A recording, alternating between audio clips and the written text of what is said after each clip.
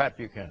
John, where Woodrow Wilson said he was going to make the world, or we're going to make the world safe for democracy, Mr. Bush says we're going to make the whole world democratic. We are going to end tyranny. He has asserted a right to intervene in the internal affairs of every single country on earth and every region of the world.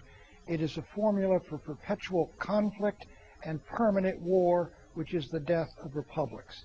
And I believe the president, it is utopian, and I think it is going to result in very early conflict between this rhetoric and reality, especially when he sits down with the Chinese premier. Does it comport with the founding fathers? It stands the farewell address of President Washington on its head, and when John Quincy In what sense? In the sense that he argued for non-intervention in wars and quarrels that are none of our business. As Quincy Adams says, John, you know, America goes not abroad in search of monsters to destroy. We are the champions of freedom everywhere, but the vindicator only of our own. Bush is going to be the vindicator of freedom everywhere. Eleanor, does that sum up your views? More than sums them up. Grandiose rhetoric, but totally divorced from reality. Where is he going to get the resources to carry out this grand mission? He's bankrupted the country. There's no money in the Treasury. The military is way overextended. And then he uses all of this flowery rhetoric, idealistic rhetoric, never mentions Iraq. I mean, the analogy would be Lyndon Johnson at the height of the Vietnam War giving a speech about spreading democracy and never mentioning Iraq. I mean, what kind of bubble does this man live in? Tony?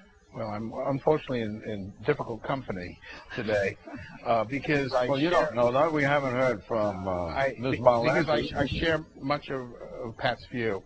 Look, I buy in and I bought into the president's view that in the Middle East, that the governments there are so dysfunctional that it's a breeding ground for terrorism, and it's realistically in our interest to try to transform that. And I continue to think that that's the most plausible policy. If that was all he had said in this speech, I would be a strong endorser on it. But he's taken it a big step further when talking about any tyranny, any non-democratic government anywhere. It's now going to be our responsibility to engage, not necessarily militarily, but to engage. And I think that's utopian.